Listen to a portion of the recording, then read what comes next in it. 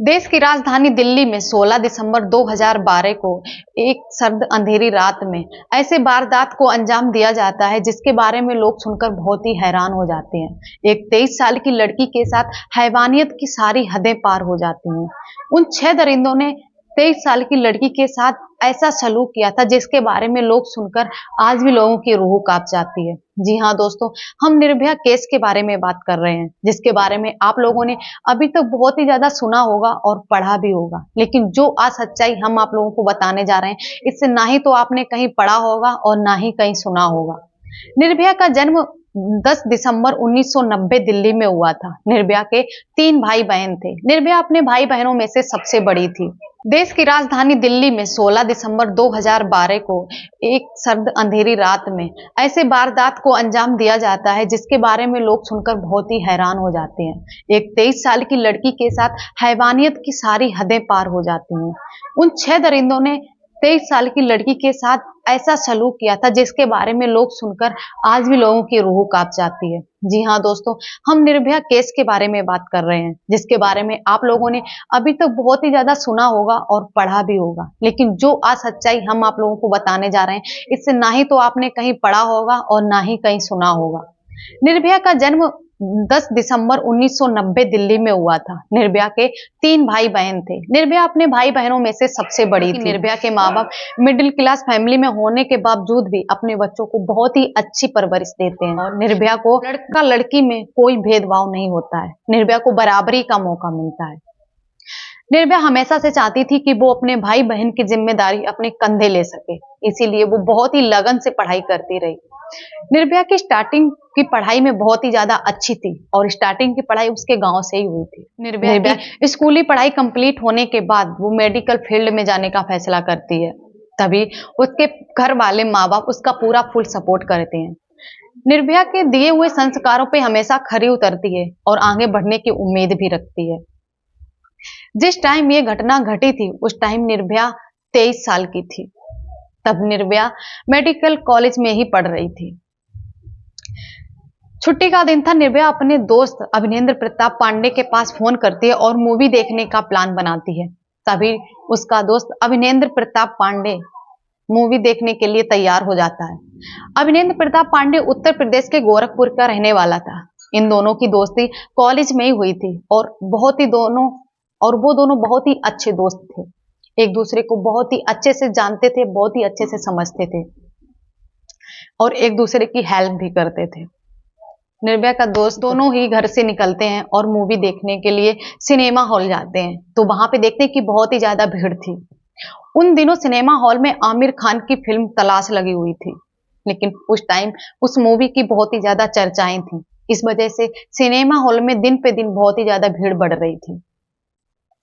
बहुत ही ज्यादा भीड़ होने की वजह से निर्भया और उसके दोस्त को फिल्म की टिकट नहीं मिल पाती है।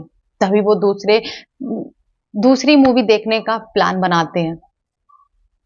इसके बाद इवनिंग शो खत्म होने के बाद निर्भया और निर्भया का दोस्त जब सिनेमा हॉल से बाहर आता है तो देखता है काफी टाइम हो चुका था। वो दोनों बहुत ही काफी टाइम से ऑटो का वेट कर रहे थे, लेकिन उन्हें कोई ऑटो जाते हुए दिख ही नहीं रहा था।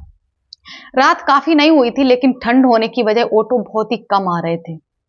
कुछ देर तक खड़े होने के बाद एक ऑटो वाला आया और उन्हें द्वारका की बजाय मुनेरिका तक ही जाने के लिए तैयार हुआ था। निर्भया का दोस्त कहता है कि हम लोग मुनेरिका से बस पकड़ लेंगे और द्वारका तक चले जाएंगे। वो दोनों उस ऑटो में बैठ जाते हैं और कुछ ही टाइम के बाद ऑटो वाला उन्हें मुनेरिका छोड़ देता है। तभी वो लोग वहां पे खड़े होके बस का वेट कर रहे थे। काफी टाइम खड़े रहे, वहां पे कोई बस आ रही थी और उसमें कंडक्टर जो था वो खड़ा होके द्वारका की आवाज लगा रहा था। तभी निर्भया का दोस्त उस बस वाले को हाथ देता है और पूछता है, भाई कहाँ जाना है? वो कहता है द्वारिका। तो वो कहता है चलो भाई बैठ जाओ, मैं भी द्वारिका ही जा रहा हूँ। उसी टाइम वो दोनों उस बस में बैठ जाते हैं। कुछ ही दूर जाने के बाद ड्राइवर उनसे किराए के तौर पे 10-10 रुपए भी ले लेता है। थोड़ी दूर जाने के बाद जब ड्राइवर उनका सही रास्ते से दूसरे रास्ते पे जब गाड़ी डालता है तो निर्भया का दोस्त पूछता है कि आप किधर ले जा रहे हैं, कहाँ ले जा रहे हैं? तभी इन्हीं बातों के लेके उनमें झगड़ा हो जाता है। तभी एक लड़का बस के पीछे से एक रॉड निकालता है और निर्भया के दोस्त के सर में मार देता है। उसी टाइम निर्भया का दोस्त बेहोश हो जाता है और उसे कोई भी होश नहीं रहता है। इसके बाद उन हैवानों ने निर्भया को उठा के बस के पीछे वाली सीट पे डाल देते हैं। ऐसी हरकत करने लगते हैं जो हम आपको शब्दों में नहीं बता सकते। एक के बाद एक निर्भया के शरीर को नोच रहे थे। उन दरिंदों को मुंह से काट के उनसे भागने की भी कोशिश कर रही थी, लेकिन उस टाइम रात का वक्त था, उसकी हेल्प करने के लिए कोई भी नहीं आ रहा था। निर्भया उन दरिंदों को मुंह से काट के उनसे भागने की भी कोशिश कर रही थी, लेकिन उस टाइम रात का वक्त था, उसकी हेल्प करने के लिए कोई भी नहीं आ रहा था। निर्भया पुलिस की गाड़ियां भी उस बस के पास से जा रही थी, लेकिन उन लोगों के भी कान में कोई भी आवाज नहीं गई थी। इसके बाद कुछ आगे जाने के बाद जब ये सारा सिलसिला थम जाता है, जब सबका मन भर जाता है, इसके बाद वो दोनों उन दोनों के कपड़े भी निकाल लेते हैं और फोन भी निकाल लेते हैं। इसके बाद उन दोनों को एक्सीडेंट का रूप देने का सोचते हैं। वो लोग बहुत ही अच्छे से प्लान बनाते हैं कि क्यों ना हम इन्हें गाड़ी से कुचल दें ताकि एक्सीडेंट का रूप दे दिया जाएगा। जब वो उन दोनों को बस से नीचे फेंक देते हैं तो कुछ टाइम के बाद निर्भया के दोस्त को होश आता है। तब वो हेल्प करने के लिए बुलाता है लोगों को, लेकिन उस टाइम उसकी हेल्प करने के लिए कोई भी नहीं आता है। तभी पास से एक बंदा गुजर रहा था, उसने उन लोगों को ऐसी हालत में देखा तो उसने तुरंत पुलिस को फोन कर दिया और कुछ ही समय के बाद पुलिस की पूरी टीम वहां पे आ चुकी थी। तुरंत ही उन दोनों को वहां से उठा के पास के नजदीकी हॉस्पिटल में एडमिट कराया जाता है। इसके बाद वहां तक कुछ दिनों तक इलाज चलता है और निर्भया का दोस्त बचने की पूरी चांस में रहता, लेकिन निर्भया का कोई चांस नहीं था बचने का। निर्भया के दिन पे दिन एक एक दिन में 5-5 सर्जरी हो रही थी। तभी इधर ये खबर हवा की तरह पूरे पब्लिक में फैल जाती है और निर्भया के माँ बाप परिवार वाले सरकार से ये अपील करते हैं कि उन्हें टॉप डॉक्टर की टीम चाहिए ताकि निर्भया का जल्दी से जल्दी इलाज हो सके। तभी सरकार उन्हें टॉप डॉक्टर की टीम देती है और निर्भया को उस हॉस्पिटल से दूसरे हॉस्पिटल में रिफर कर दिया जाता है। निर्भया 19 दिसंबर को अंतिम सांस लेती है। वहां पे दिल्ली में निर्भया का नियम अनुसार अंतिम संस्कार होता है, लेकिन इधर पुलिस की टीम भी मुजरिमों को ढूंढने की पूरी कोशिश कर रही थी। लेकिन कुछ ही वक्त बाद एक राम सिंह नाम का मुजरिम मिल जाता है जो उस टाइम बस चला रहा था। पहले तो वो बाकी लोगों के बारे में कुछ नहीं बताता है, लेकिन जब पुलिस अपने तरीके से पूछती है तो वो सभी लोगों के बारे में बता देता है और धीरे धीरे करके एक एक करके 6 के 6 मुजरिम पकड़े जाते हैं। लेकिन उसमें से जो छठा मुजरिम था वो नाबालिग था। उसका नाम ओपन नहीं किया गया था क्योंकि वो नाबालिग था। जब उसकी उम्र पूरी हो जाती है तो इसके बाद उसका नाम पब्लिक के सामने रखा जाता है।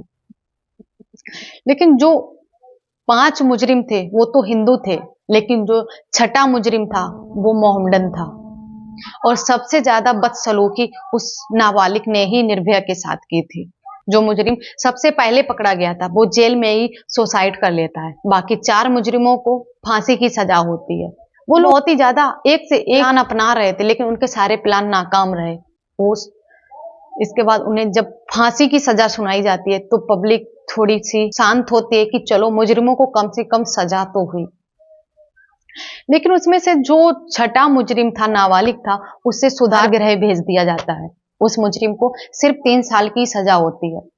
उन चारों मुजरिम को फांसी की सजा हो जाती है और छठा मुजरिम जो रहता है वो अपनी 3 साल की सजा काट के जब जेल से बाहर निकलता है तब भी राज्य सरकार ने एक नियम लागू किया था कि नाबालिग मुजरिम जब अपनी पूरी सजा काट के आएगा तो तभी उस नाबालिग को नए सिरे से जिंदगी जीने के लिए सरकार उन्हें 10,000 रुपए देती है और एक सिलाई मशीन देती है ताकि वो अपना जीवन अच्छे से जी सके। तो ये थी निर्भया केस की पूरी कहानी। आपकी क्या राय है? अपनी राय को कमेंट बॉक्स में जरूर बताएं। गाइस, वीडियो कैसा लगा कमेंट बॉक्स में जरूर बताना और अपनी राय को कमेंट बॉक्स में जरूर लिखना। तो ऐसी सच्ची घटनाएं जानने के लिए हमारे चैनल को सब्सक्राइब करें और बेल आइकन को प्रेस करें। तो मिलते हैं एक नई वीडियो के साथ, तब तक के लिए नमस्कार।